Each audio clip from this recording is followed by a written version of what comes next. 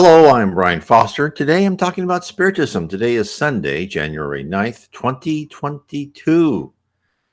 And we are going over the Spiritist Review of 1858. We're going through as I find the passages that are interesting. You too can find this. If you put in the Spiritist Review of 1858 slash a space, I should say, PDF, you can find a PDF version of this. And this is what I'll go over in our talk. Before I begin, I'd like to have a prayer. Dear Jesus, thank you for everything you do for us. Thank you for the army of spirits you have that help guide us, plan our lives, plan our bodies, plans the events and the major episodes of our lives so we can learn from our past mistakes. Please help us keep an open mind. Please help us bring to our heart and to the foundation of our character to make the changes that we are here to make. Amen. So, and before I begin with the Spiritist Review, I suggest you read my book that I have on the, did the wrong thing, sorry. On my blog site, nwspiritism.com, it's called Spiritism 101, The Third Revelation. You can download it. It's there on the right-hand navigation side. You can download it in PDF version for free. It's also in French if you'd like to read it in French. It's also available on Kindle, paperback, and in Audible format. And I have that along with my other books. But this one will be a good, it's just 100 pages introduction of Spiritism. And then if I were you, I would read the Spirits book codified by Allan Kardec in the 1850s. Now, let's start right into the Spiritist Review. So the first thing we're going to go over is a moral dissertation dictated by St. Louis, King of France, to Mr. D. And I didn't say the full name. They usually keep that secret, but we will go through that now. This is this magazine, the Spiritist Review of 1858, was edited by Allan Kardec. So these things are written by Allan Kardec. St. Louis had promised us a dissertation about envy to be delivered in one of the society's sessions. And this is the Spiritist Society of France. Mr. D was starting to develop his mediumship, still bearing some doubts, not related to the doctrine of which he is one of the keenest followers. Understanding it in its essence, that is, from a moral point of view, but with respect to his own incipient faculty, Mr. D then evoked St. Louis in a particular session, addressing him with the following question. Can you clarify to me my inquietude with respect to my mediumship? Writing through me the dissertation you promised the society to be delivered on Tuesday, June 1st. And he got back to the answer is, yes, I will gladly do it to calm you.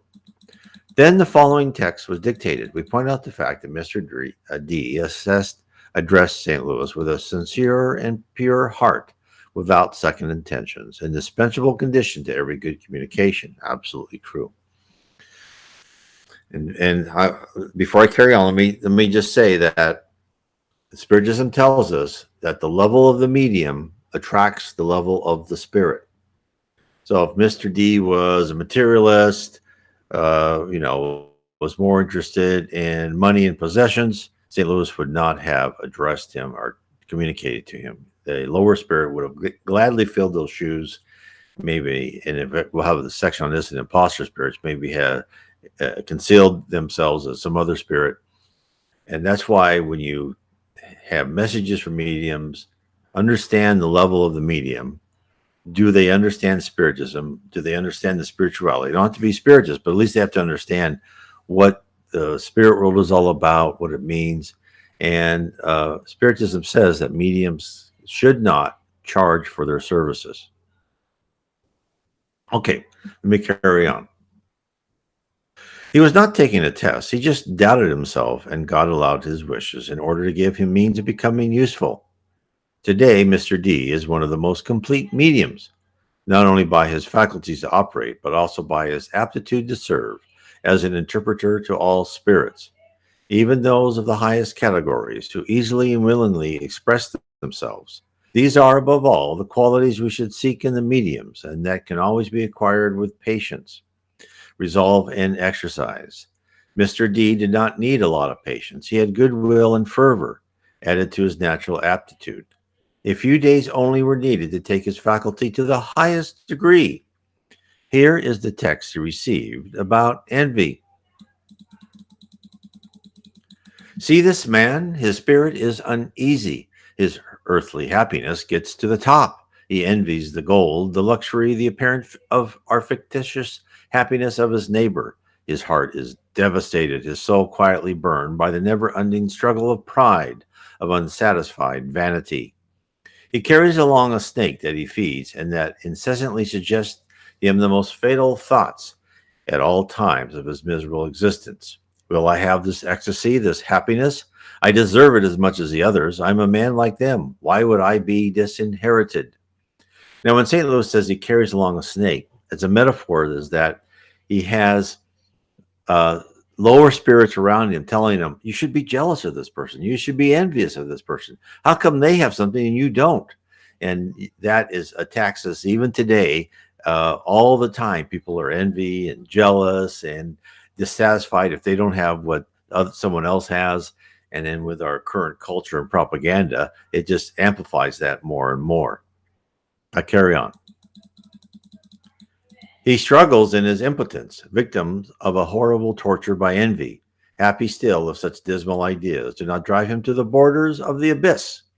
Once he takes that route, he questions himself if he should not take by force everything that he judges to be owed to him, if he's not going to expose the terrible evil that devours him to the eyes of everyone. So the only thing holding him back is he's afraid everyone will find out what type of person he is. I'll carry on. Had this miserable man looked only below him, he would have seen the number of those who suffer without a lament and still praise the Creator, because disgrace is the benefit utilized by God to make the poor creature advance to his eternal throne. Do the good deeds of charity and submission, the only ones that can take you into God's dwelling, which are your happiness and the true treasure on earth. These good deeds will be your eternal delight and happiness. Envy is one of the ugliest and saddest miseries of your globe.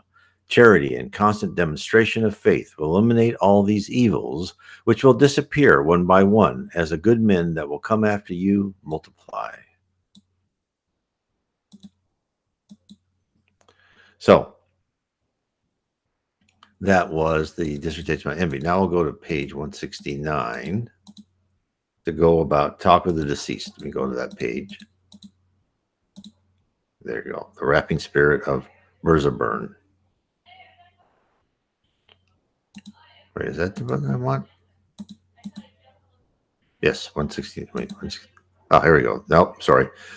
Conversation from Beyond the Grave, the drummer of Berezina. Now, I pass over some of these because they're not really pertinent to us. Some of them are pretty well dated, and I try to just take the gems. And if I encourage people who are really into Spiritism, if you're not, then reading the Spiritist review is not necessary.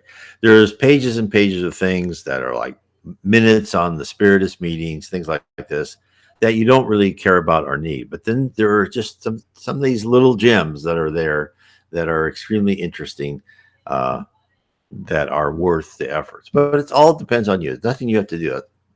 Okay. This next one is Conversations from Beyond the Grave, the drummer of Berezina.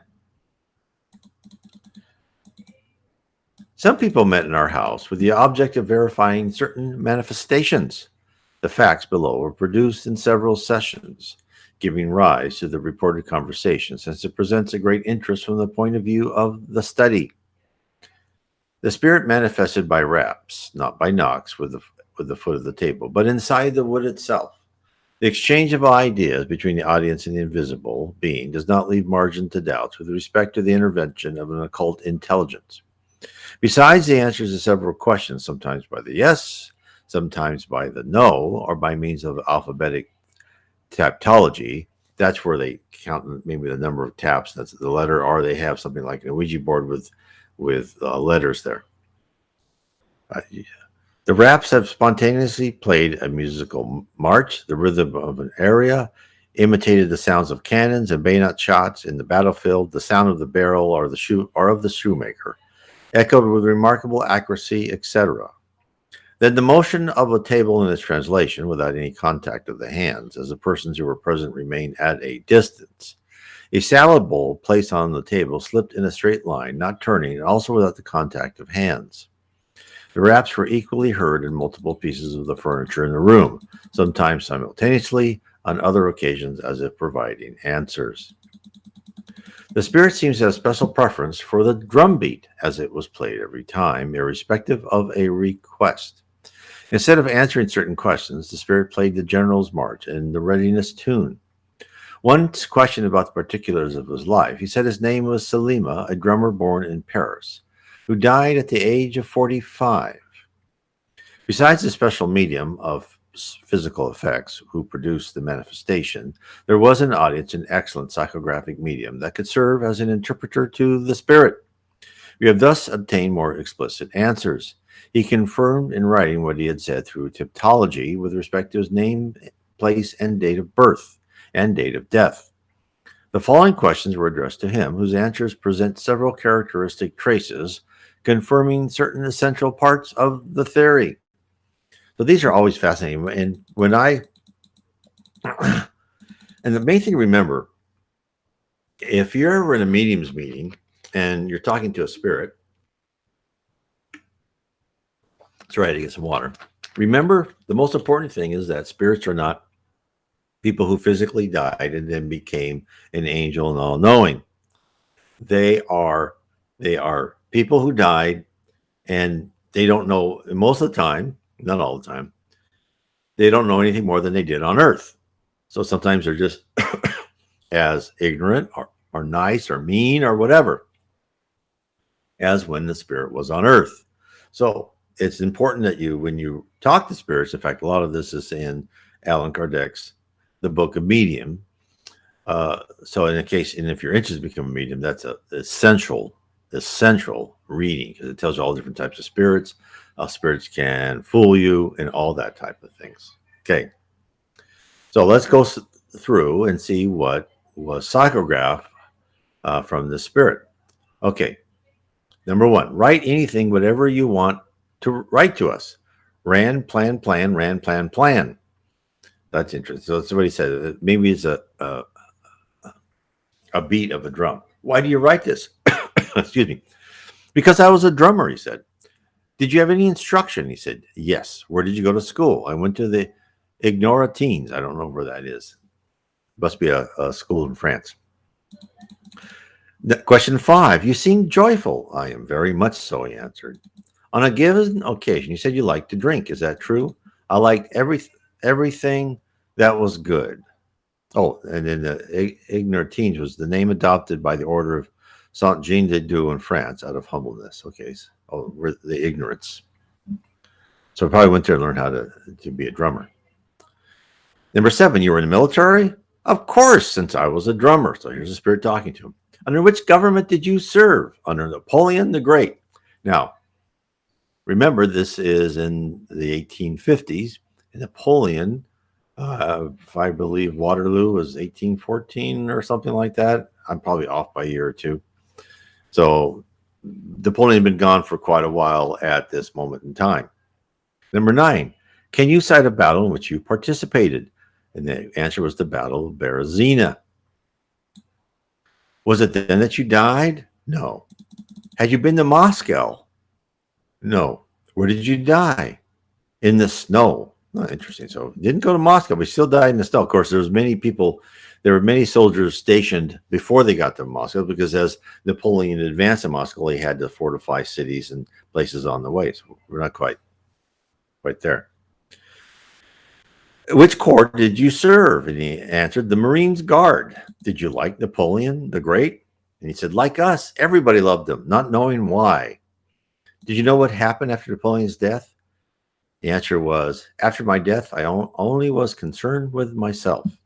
Now, let's talk about Napoleon for a second. So what is speculated, and this is one thing, the spirits are like anyone else, curious and want to know things beyond what they really know, and they want to make conjectures, is that people believe that Alexander the Great, Caesar, and Napoleon were the same soul. They just reincarnated. That's why they're all military geniuses.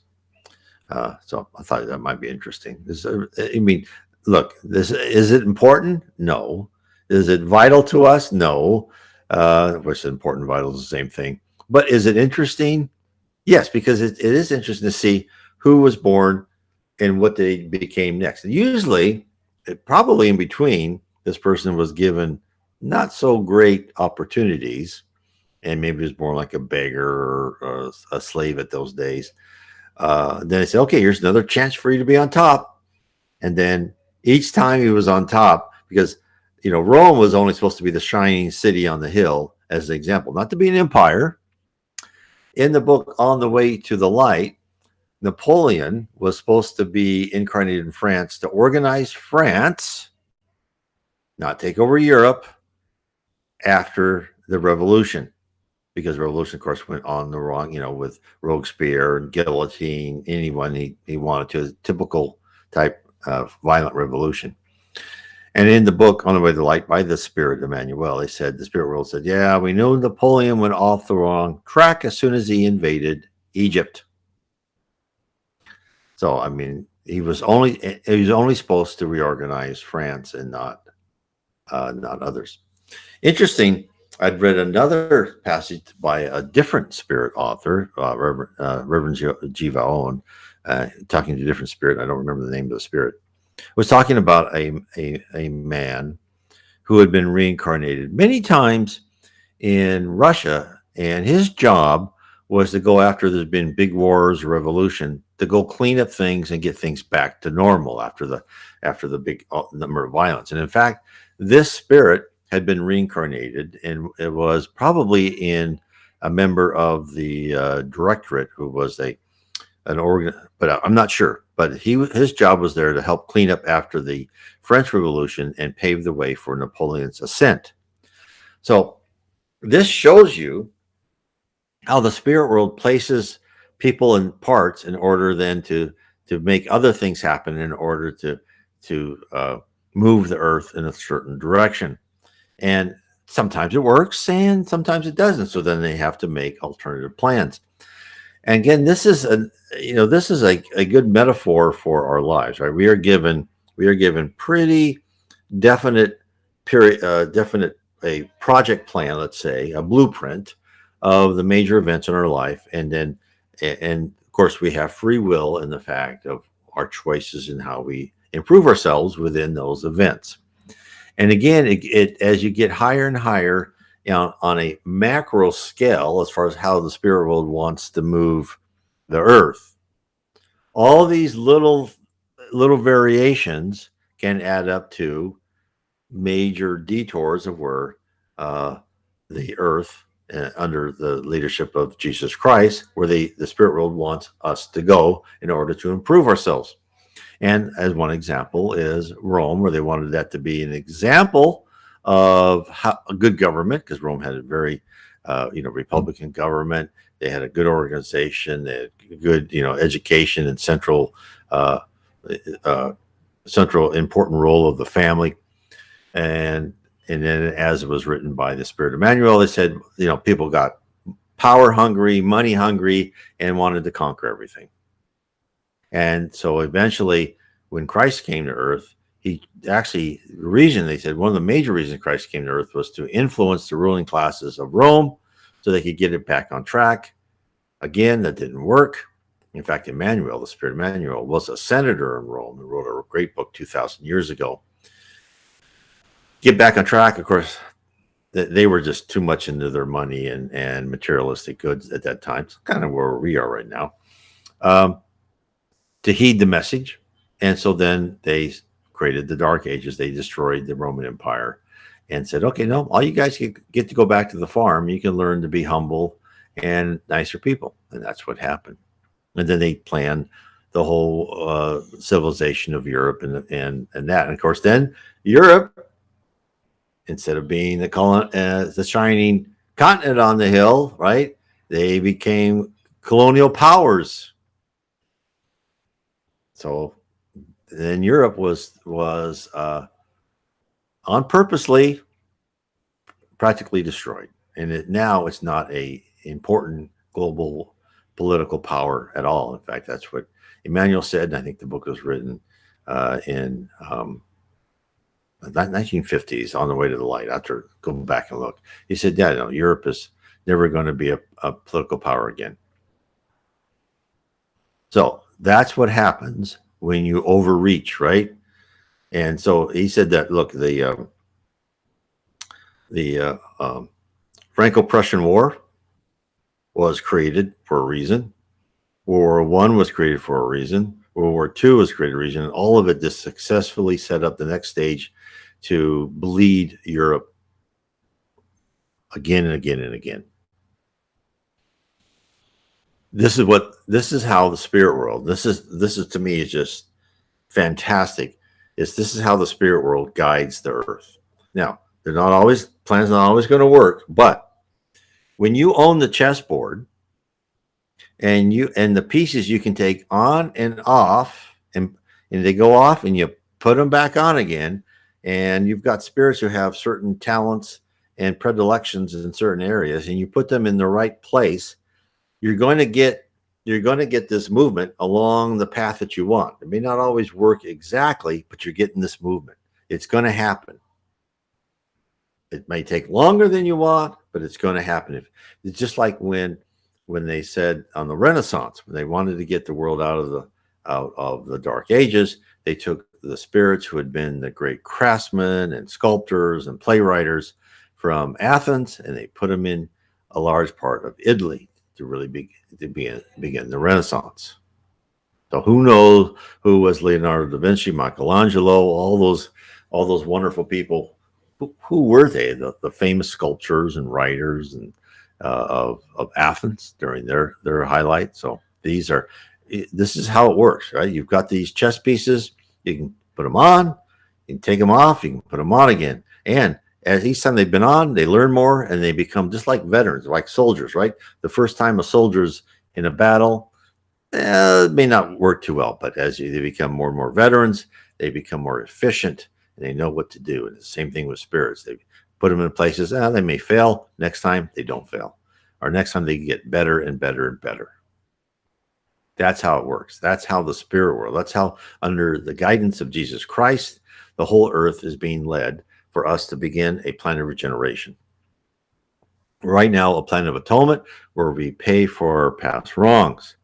We're being told by Spiritist literature and other spiritualists who say they feel the vibration happening, and then Christian prophets who say they think big things are going to happen. So again, there's not one religion or one doctrine. The spirit world communicates through a broad range of people, different things that they would understand. So that's why I think these next decade or two are going to be extremely, extremely interesting. Okay. I went off on a tangent there. Now, the question 16, have you reincarnated? And the answer is no. That's why I came to talk to you. So he died probably sometimes during the reign of Napoleon, if he died in the snow, but maybe not. And so this is 1850. So let's say he's been in the spirit world about 20 to 30 years, let's say, as a guess. And people ask, how many years do you stay in between? And the answer can be a wide range. Now, I've heard the average is around 25 years. And therefore, like every 100 years, give or take, you have another physical life. And that's probably average for people here on a plan of atonement to get you back in there, because you got to be in school, just like a kid, right? You can't keep a kid out of school for long because you want that person to keep learning. Same thing with us spirits. When we get higher, then probably the time is longer between. Now, in the spirit world, if you're in the level of heaven, you can say, no, I don't want to be reincarnated. I want to stay here and learn what I can. They will let you do that. You have free will in the spirit world at that level. Now, most people will opt to reincarnate when they can because they know they want to improve, and you can, but it's very difficult being in the spirit world where things are nice and you're not having any of these harsh stimuli going at you where you can't really make fundamental changes to your character. It's more difficult. Now, for those in the lower zone or the dark abyss, which is a type of purgatory, they're not asked. They go, okay, it's time for you to be reincarnated. And then And as when you're in heaven, you actually work with your spirit mentors, and you plan out your life and what you want to learn and what you want to emphasize about what characters you want you want to improve. You work with them, right? So those who are spiritual, let me tell you, the things that are happening to you, your physical body, all that, and like, how could this happen to me? And the answer is, well, because you planned it, because you said you needed to learn that lesson, and someone robbed your car, and because you robbed someone's horse and carriage before, right? And so it's going to happen to you. So that's why the best thing you can do to get through this life is to have a sense of humor, and you go, oh, what did I do? Because that's what my wife and I do. When someone does something to us, like we loan money and we'll never see that again, right? Which of course you should never loan money because, unless you can lose it, is that, okay, well, we must have done that. And I know we have, because my wife and I have been told, and I've told this before in Spiritist meetings, that we were in positions of power and we took advantage of others. So now when that happens, we still help whenever we can, and I don't expect anything back. And in fact, I don't even expect gratitude, and because you shouldn't. And that's just Jesus said, don't let the left hand know what the right hand is doing. So don't. And when that happens to you, just be happy that you could help someone, and know that probably what happened is that when someone helped you, you were just as same as the people that you helped, and just wanted more, and was maybe mad at you that you couldn't give more. So don't take it to heart. Do your moral duty. Feel good that you could give without expecting anything in return. And that's a hard lesson. At least you expect a little bit of niceness and respect, but sometimes you don't even get that. You just have to laugh about it and say, oh God, that must have been me in my past life or two. Okay. Now let me carry on with question 17. Why do you manifest through reps without being invoked? Noise is needed to the non-believer's heart. If it has not been enough, I'll give you more, he answered. Number 18. Have you come to rep on your own, or was it another spirit that forced you? And he answered, I gladly came in my own. There's another one who you call truth that can obligate me, but I wanted to come since long ago. That must have been the spirit of truth, who's organized everything for the whole Spiritist revelation, the third revelation. The first revelation was Moses. The second revelation was Christ coming to earth. And the third revelation is Spiritism. And that's why the spirit world used Allan Kardec to encodify what was organized with the spirit of truth. Now, let me get off subject just for a couple of minutes. So, many people, and you see this a lot, is that they'll say, well, if it's not in the Bible, it's not true. And they believe in the absolute truth of every word in the Bible. Now, to me, why are you holding Christ and God to something they have said 2,000 years ago? Can't they tell you more? Can't more information come? And it comes all the time through mediums and Christian prophets and inspiration by wonderful writers and priests and reverends. And the answer is, what Spiritism says is that we are communicated to by the spirit world in the cultural and technological level that we can understand. Hence, the Old Testament, there were things like, go to that city and kill everyone. Now, does that sound nice? No. But what did it do? It tried to train people that you got to follow orders, right? Because that was where they were motivated by what they wanted. They were like, a 3 or 4-year-old. I want that. I'm going to take it. The second revelation, when Jesus came to earth, they said, forgive, love. Now, he said some other things that people can say, well, that's kind of discriminatory. Now, again, Spiritism says that the messages of love, charity, fraternity, and honesty are eternal in the Old and New Testaments and other writings, Buddha and Zoroaster, because they're all people sent by Jesus to come here to help us learn. those things are eternal, but other things were just given to the people at the time. And that if Jesus had come to earth and say, love everyone and don't discriminate, and and expanded that to where we are today, no one would have listened to him. Unfortunately, that's just a truism. And that's why a lot of what he did was in parables, because he talked about reincarnation in parables. He talked about a lot of things in parables. Forgive 70 times 7. Now, forgive 70 times 7.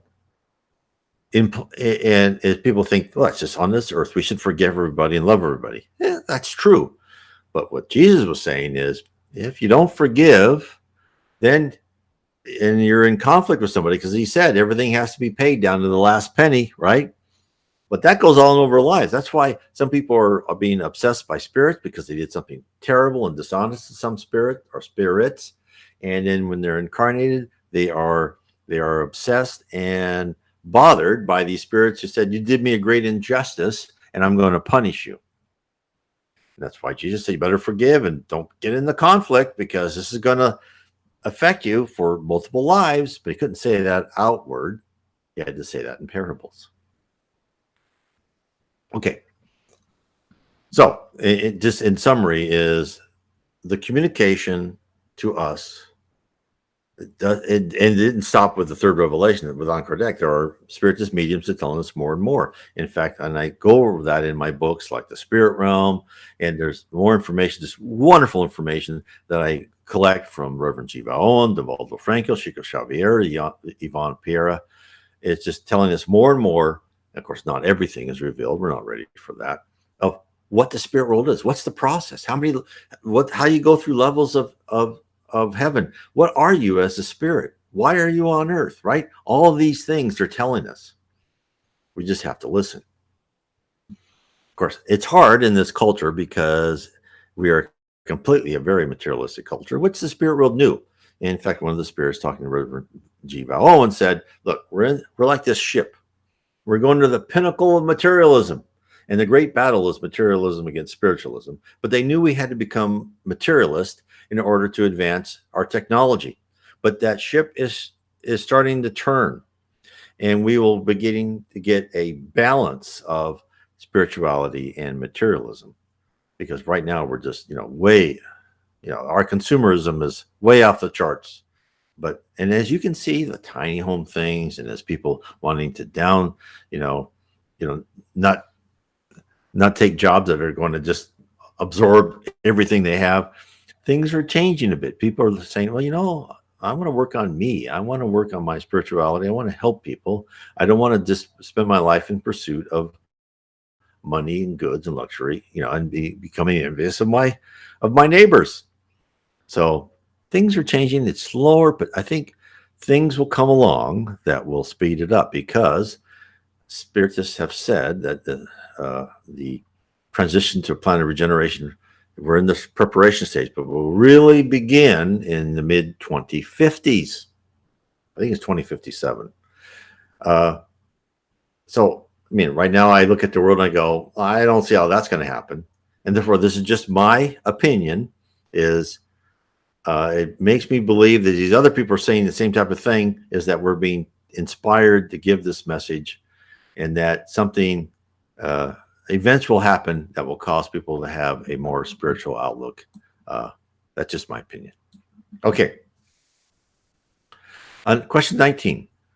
Why you wanted to come? And the answer is to communicate with you. This is what I wanted, but there's something blocking me. I was forced to do this by a familiar spirit of the household who convinced me to become useful to the persons who would ask me questions. Question after 19. Then such a spirit has a lot of power, considering that he dominates others more than you think, and he only employs it to the good deeds.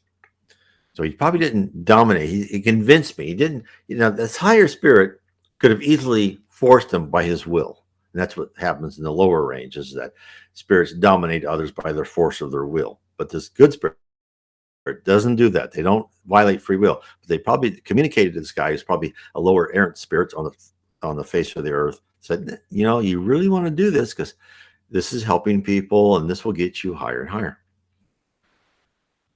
Observation. The familiar spirit of the house is known by the allegorical name truth, circumstance that was ignored by the medium. Question 20. What is it that was blocking you? I don't know. It was something that I don't understand. 21. Do you find life deplorable? He says, no, nothing is deplorable to me. What a great outlook this guy has. Which do you prefer, your current existence or the earthly life? And he said, I prefer the spirit's life rather than the bodily life. And question 23, why? The answer is, we are much better off than on earth. Earth is a purgatory. When I was alive, I always wanted to die. Oh, the poor guy. Oops, I went too far. Sorry.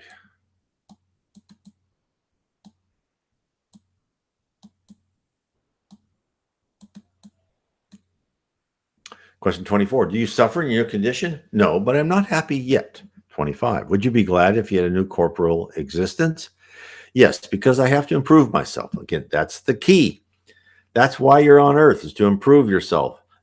And it doesn't mean to become a billionaire. It doesn't mean to have a yacht. It doesn't mean to have the nicest car. It means to improve yourself, your character, and your personality, to increase your charity, your fraternity, your love, your honesty, all that.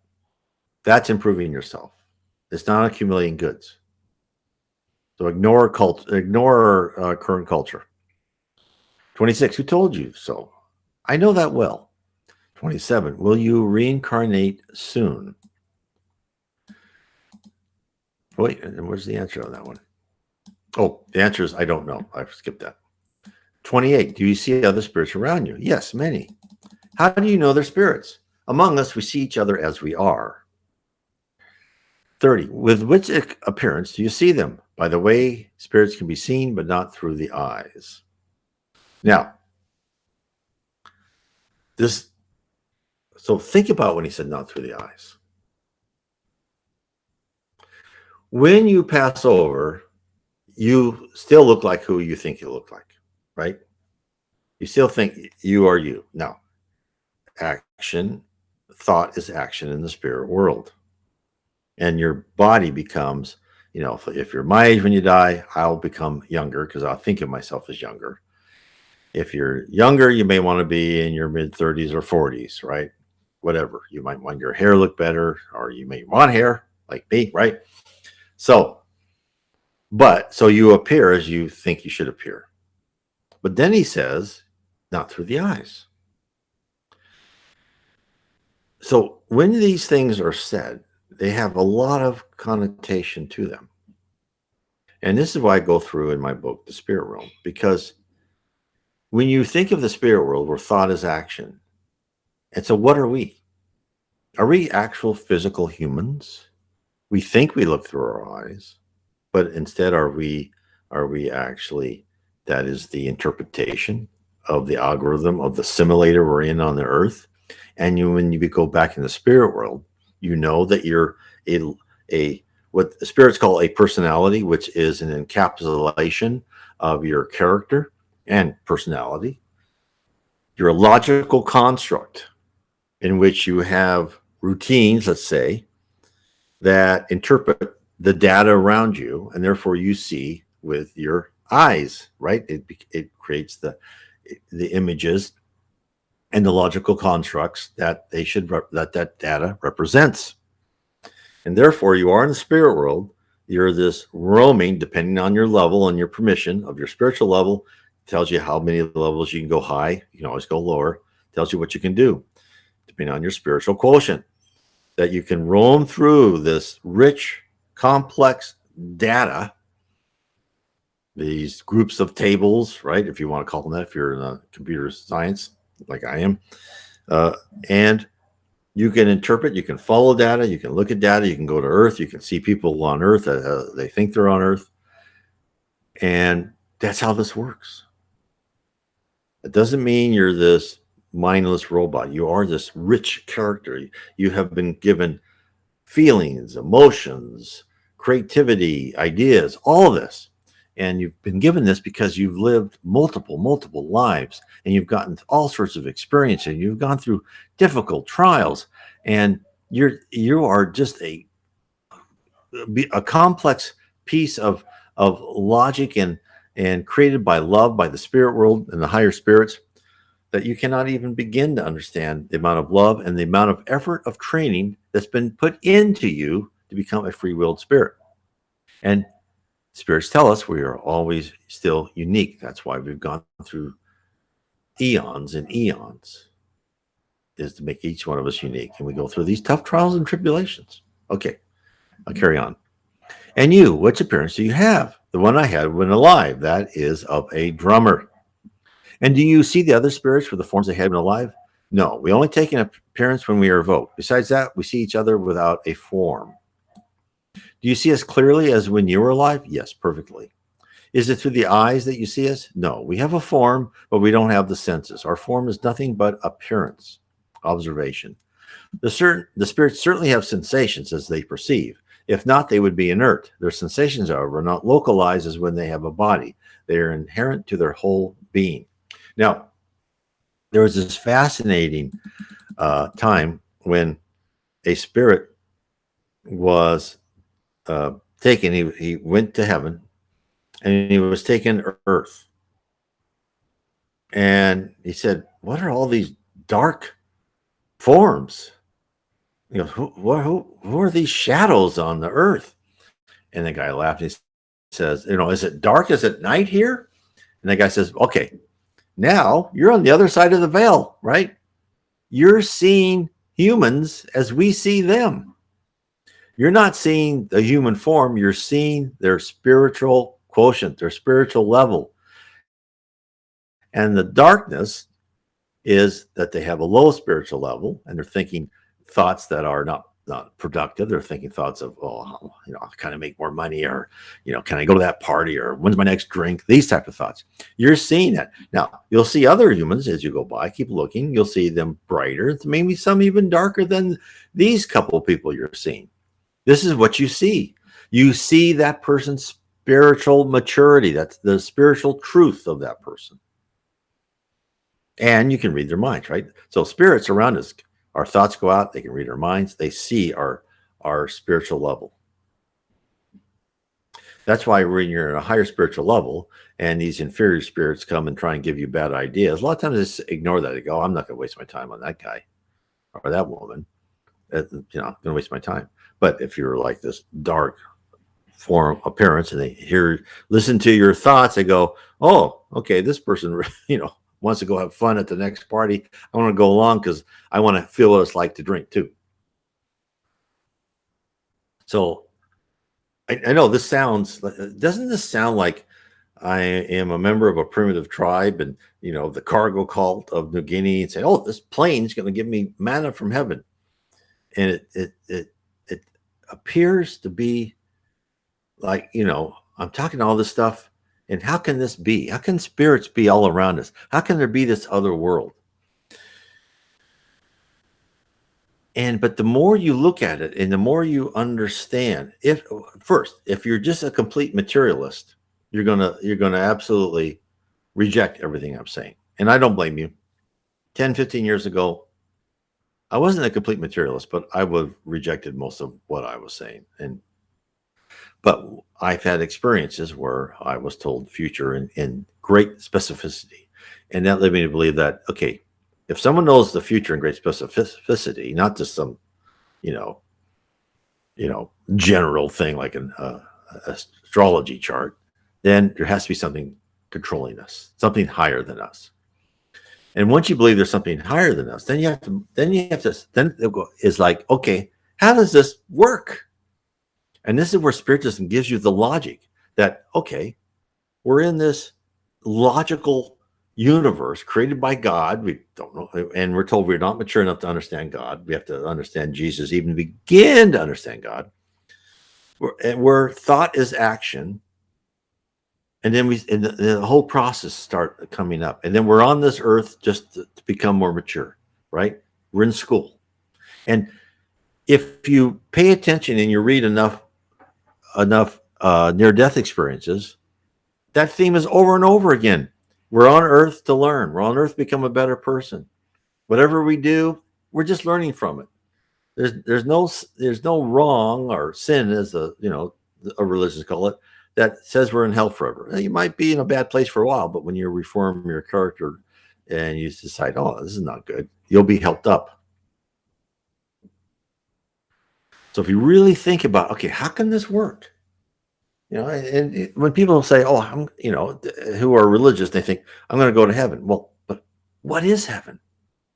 How does heaven work? And heaven certainly isn't this on this cloud playing your harp forever. I mean, that would, as Spirit said in the Spirits book, that would be hell indeed. They have no intellectual excitement for eternity. So you have to see how does this work? How can these miracles occur? Well, they're not. And Spiritism says there's no such thing as miracles. There's just things you don't understand. Okay, I'll carry on. Tell us, in which location are you positively here? And the answer is near the table between you and the medium. Number 36. When you knock, are you on the table, below it, or inside the structure of the wood? And he says, I stay beside it. I don't get inside the wood. It is enough that I touch the table. How do you produce the noises that are heard? I believe it is by the concentration of our force. Number 38. Could you explain how the several noises that you imitate are produced? Like, for example, the scratching. I could not describe well the nature of the noises. It is difficult to explain. I know it is strange, but I can't explain how I produce the noise that you call scratching. Number 39. Could you produce the same noises with any other medium? No, there are specialties with all mediums. Not all can act like that. Number 40. Do you see among us, besides the young S, the medium of physical influence by whom the spirit manifests, someone that can help produce the same effects? The answer is, at the moment, I see nobody. With him, I am well equipped to produce them. Number 41. Why with him and not someone else? Because I know him for some time, and also because he is more capable than anyone else for that kind of manifestations. Number 42. You knew him from long ago, from before the present existence? No, I know him from not long ago. I was somehow attracted to him so that he would be my instrument. So other spirits probably guided him to him so he could come to this meeting. So we could read this 150 years later. Number 43. When the table lifts up in the air without its supporting point, who sustains it? Our will, which forces it to obey us, and also the fluid that we transmit to the table. Observation. This theory supports the one we presented in issues number 5 and 6 of this review about physical manifestations. Number 44. Can you do that? I believe so. I will try when the medium is present. At the moment, he was absent. Number 45. What does it depend on? On me, as I am served by the medium as an instrument. Number 46. But isn't the quality of the instrument important? Yes. That helps me a lot, and that is why, as I said today, I could not do it with others. Observation. During the session, we unsuccessfully tried to lift the table up, maybe by a lack of sufficient perseverance. There was evident effort and some motion of translation without contact or imposition of the hands. Among the experiments, there was an opening of the table that was elastic. However, as it offered too much resistance to a constructive defect, it was left alone while the spirit was able to open and close another one. Number 47. Why is it that the other day the motion of the table ceased every time one of us took a torch to examine it from below? The answer is because I wanted to punish your curiosity. Number 48. Why do you, in your existence of a spirit, since you certainly do not spend your time, well, what do you do? Rapping. Several times I have missions to accomplish. We must obey superior orders, particularly when we have to do good deeds for the influence over the humans. Now, again, this answer gives you the organization and hierarchy of the spirit world. You've got spirits who come to earth, kind of watch over us, right? And they'll say, okay. And then these lower spirits, like this drummer guy, says, and he wants to become a better one, but he's not elevated yet to heaven. He's still on earth, but he says, I want to start doing good. I go, okay, you want to do good? Start following our orders willingly. They're not going to force him. And so he's given missions. He's given people to help. He's given things to do. And the more he serves, the more he likes it, and the more he will rise one day. 49. Your earthly life, no doubt, was not exempt of faults. Do you acknowledge them now? The answer is yes. I fairly expiate them, staying stationary among the inferior spirits. I cannot purify enough until I take another body. When you knocked on another piece of furniture at the same time as the table, was that you or another spirit? It was I. It was the answer. Were you alone then? No, but the task of wrapping was only mine. Number 52. Did the other spirits who were around help you with something? No, not with the rapping, but with the talking. Number 53. There were not rapping spirits then. The truth only allowed me to rap. That was the house spirit, I guess. Number 54. Don't the rapping spirits sometimes gather in large numbers with the object of having more strength to produce certain phenomena? Yes. But for what I wanted to do, I was enough. In your existence as a spirit, are you always on Earth? And the answer is more frequently in space. Do you sometimes go to the other worlds, say in other globes? And he says, not to the more perfect ones, only to the inferior worlds. So again, he's probably taken there. And again, this tells you about the hierarchy and the way spirits work. You can only roam to areas at your level or beneath you. You could not go to more advanced worlds unless someone took him, a higher spirit took him and helped him. Number 57. Do you have fun sometimes in hearing what men do? No. However, sometimes I have pity on them. And of course, we believe, we'd like to see people do that and that. But then when you're in the spirit world and you really understand the spirit world, it's just like watching kids, right? Argue over marbles or arguing who is the best superhero. It becomes trivial. Number 58. Who are the ones that you preferably seek? Those that in good faith want to believe. So he really wants to help people. He's on that stage. Could you read our thoughts? No, I cannot read the thoughts as I am not perfect enough. 60. However, you must know our thoughts considering that you come to us. In other words, how can you know what we believe in good faith? I don't read, but I understand. So observation. Question 58, aimed at knowing whom he would spontaneously direct his preference if it had not been evoked. As a spirit that is not much of an elevated order, he can feel forced by the evocation to come to a place that displeases him. On the other hand, not properly reading our thoughts, he can certainly see if the audience was meeting with a serious objective. From the nature of the questions and conversations he heard, he could judge if the audience was formed by individuals sincerely seeking enlightenment. And that's another good lesson. If you're with a group of mediums who just want to play and talk to other spirits, you're going to get that level of spirit. You're not going to get a high spirit that's going to tell you anything important. That's why you need to be trained as a medium.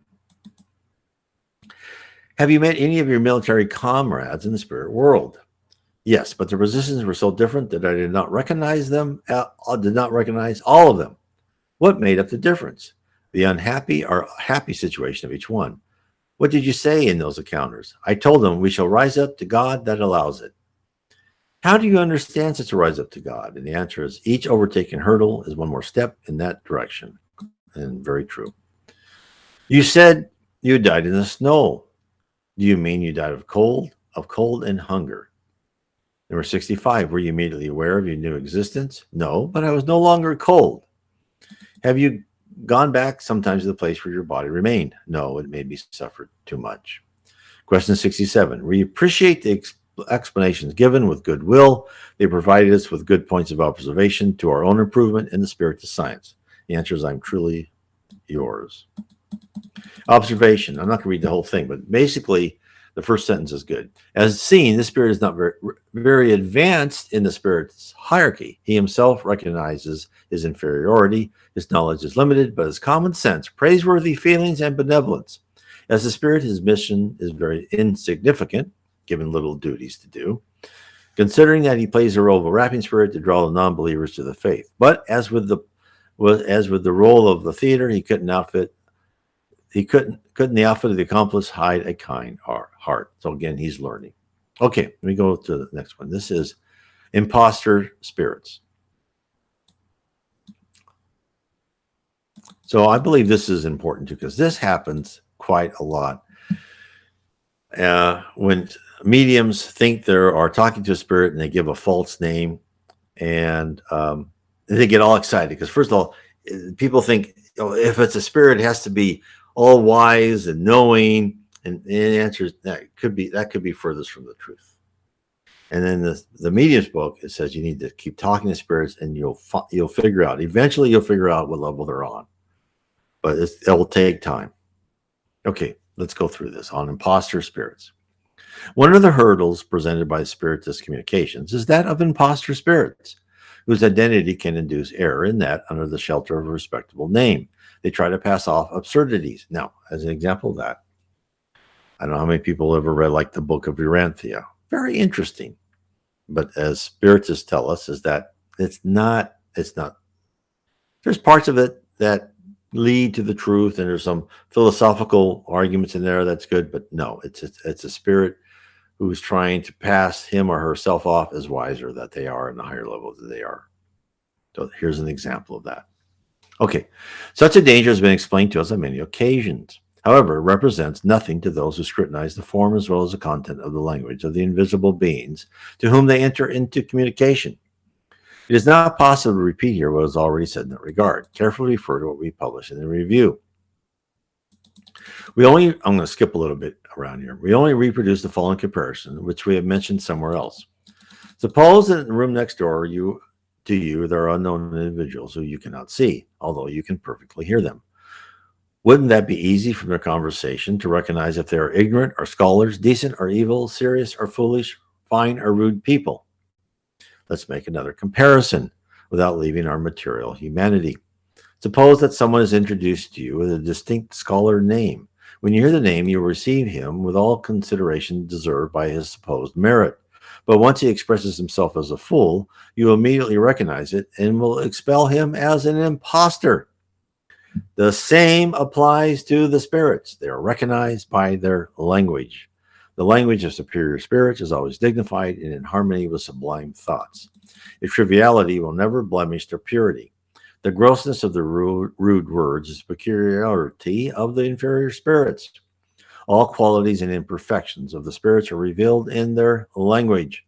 One can then rightfully apply the statement of the celebrity writer. The style is the man.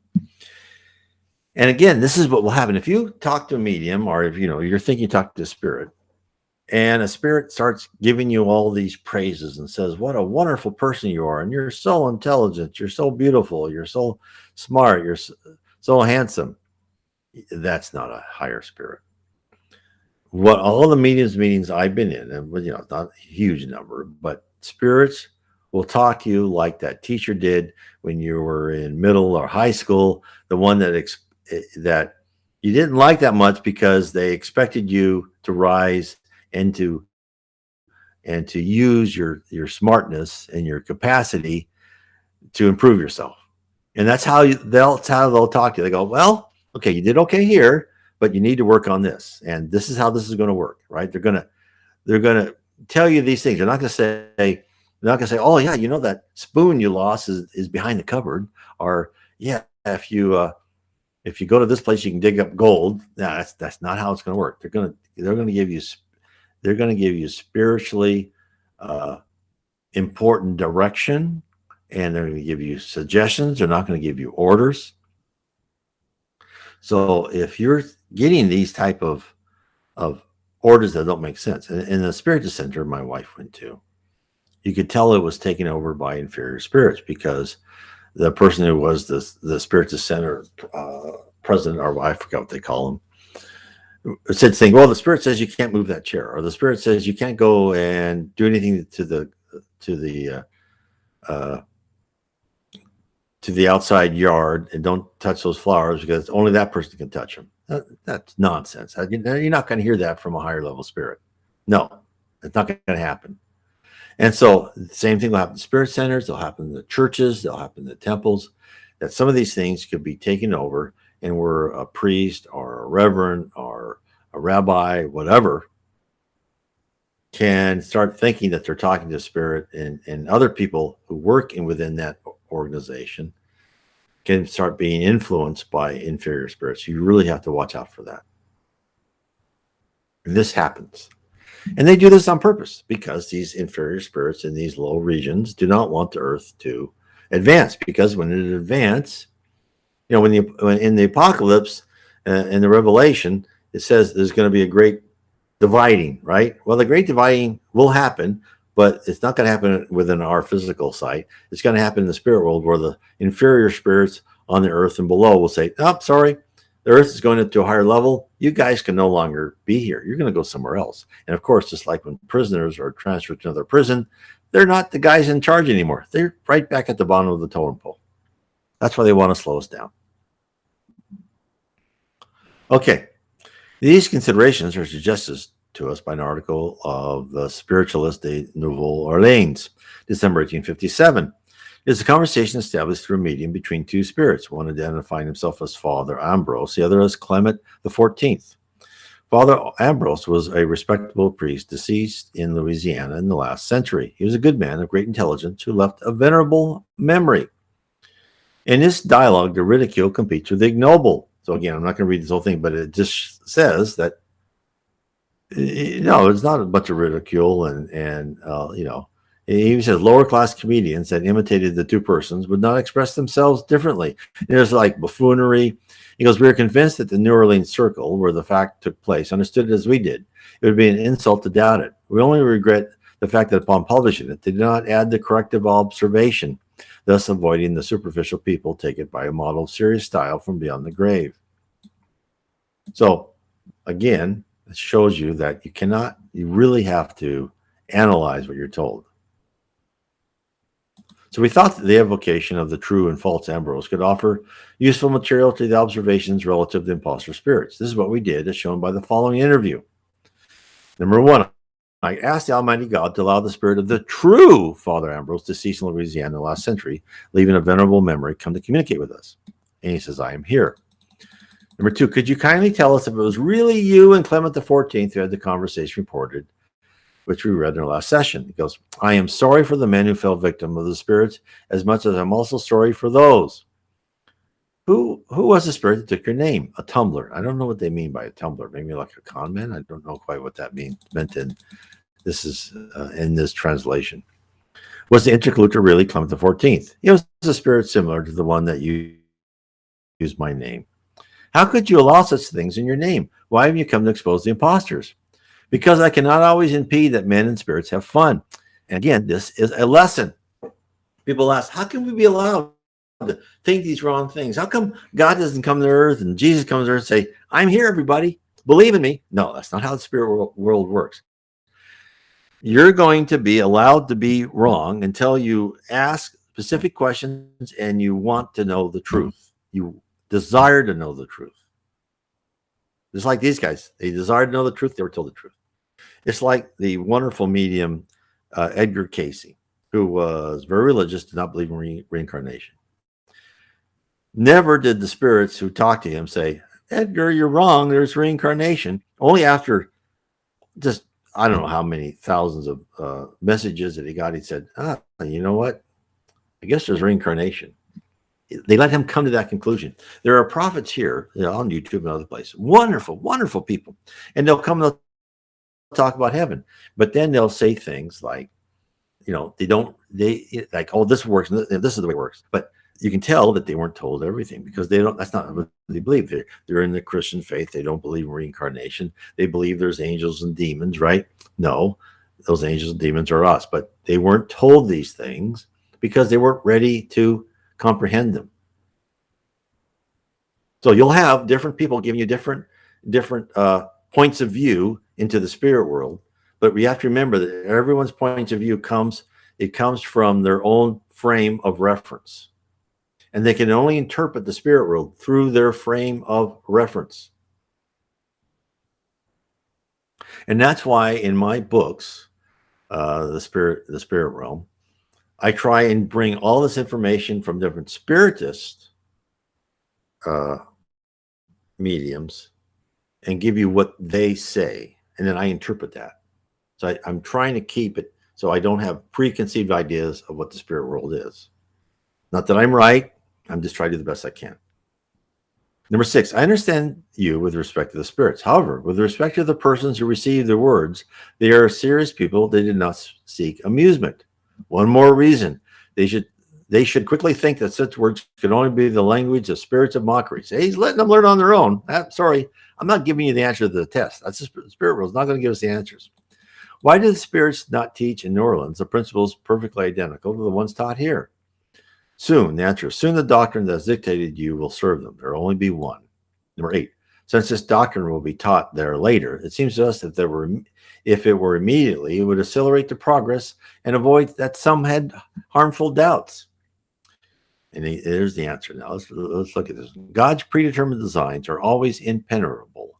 Don't other things seem incomprehensible to us given the means that God employs to achieve his objectives? It is necessary that man does not get used to the distinction between the true and false. Does get used to the distinction. Not everyone can receive light from the same being without being obfuscated. So we're going to have to learn how to discern on our own. We're going to have to study and think about and analyze ourselves in the spirit world in order to be discerning and understand the spirit world. Would you kindly give us your opinion about reincarnation? And this is what he said. The spirits are created ignorant and imperfect. One incarnation only would not suffice to learn everything. It is necessary that they reincarnate to enjoy the happiness that God reserves to them. Number 10, does reincarnation take place on Earth only or in the other globes? The answer is reincarnation happens through the progress of the spirit in worlds more or less perfect worlds. This does not answer if it can happen on Earth. Yes, it can happen on Earth, and if the spirit asks for it as a mission, he will have more merit than if he asks to advance more rapidly in more perfect worlds. We asked the Almighty God, in question 12, to allow the spirit who took the name of Father Ambrose to come to communicate with us. I am here, but don't you confuse me with someone else. Are you really Father Ambrose? The question. In the name of God, I conjure you to tell the truth. That would have no effect, really. No, he's not Father Ambrose. What do you think about what you said in his name? I think the same as those who heard me also thought. Why have you used a respectable name to say such foolish things? And here's his answer. Names are nothing. This is the inferior spirit talking now. The real father's letting this other guy talk. Names are nothing to our eyes. The works are everything. Since they could see what I really was by what I said, I did not give importance to the substitution of the name. Question 16. Why don't you sustain the imposture in our presence? The answer is because my language is a keystone by which you cannot be mistaken. Observation. We are told several times that the imposture of certain spirits is a trial to our judgmental capacity. It is a kind of temptation allowed by God so that, as Father Ambrose said, man may get used to distinguishing the true from the false. Absolutely. We're not going to be given the answers. We're going to have to intellectually decide for ourselves.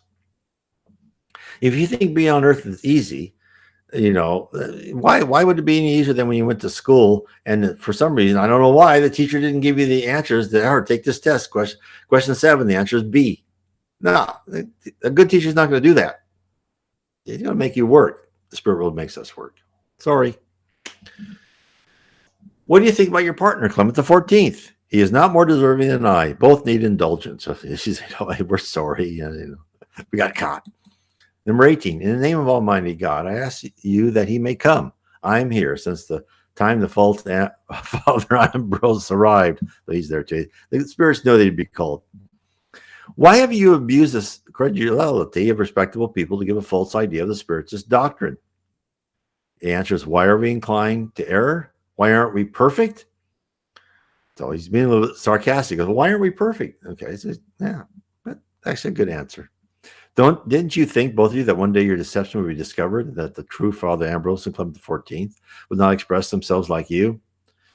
The answer is the deceptions were already known and punished by the one who created us. So, right, this immediate. Do you belong to the same class as the rapping spirits? No, since logic is still necessary to do what we did in New Orleans. So they're a little bit more intelligent. 22. This is a question to the true Father Ambrose. Do these imposters see you here? Yes, and they suffer with my presence. Yeah, they suffer because their conscience, which is with us all the time, says, what you did was not too bright. 23. Are they errant or reincarnated? Errant. They would not be sufficiently perfect to such a detachment in case they were incarnated. 24. How about you, Father Ambrose? What is your state? Incarnated in a happy and unknown world to you. So another whole planet. 25. We thank you for the clarifications that you have kindly given us. Would you kindly return on other occasions, bringing us good words and leaving an essay which could show the difference between your style and of the one who sold your name? He goes, I am with those who seek the good in the truth. So that is all we have today. And again, I want to thank everyone for being here.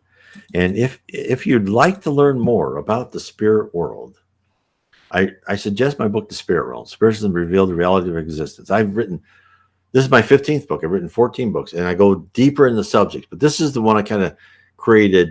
It's kind of give an overview of the spirit realm, the physical realm, the attributes of the spirit, how you can ascend on earth, how you can ascend as a spirit. It tries to explain the world as the spirits have tried to tell us. And it is so different that what we have learned in Sunday school and church or wherever religious organization you have. It reveals, it exposes what heaven is, what the lower zones are. And if you're interested, fine. This is what Spiritism says. And if you're not, and you don't believe it, that's fine too. At some day, these things will be revealed to you. There's no harm, right? The only thing that is done that is not so good, I would say, or not so efficient, is that if you do not read and study about Spiritism and the spirit world in general, you just slow down your progress, because the more you understand of who you are, what part you play, how you can succeed when you pass over, the higher you will rise, the more efficient you'll rise. You'll know what to prioritize. But if you don't, you'll learn. It's not the biggest deal in the world. God loves you, Jesus loves you, spirits love you, and you will ascend at the pace that you dictate. Anyway, I want to say thanks everyone for listening today, and please subscribe, hit the bell, and because that will let you know, because I do live streams Sundays, Mondays, and Tuesdays. God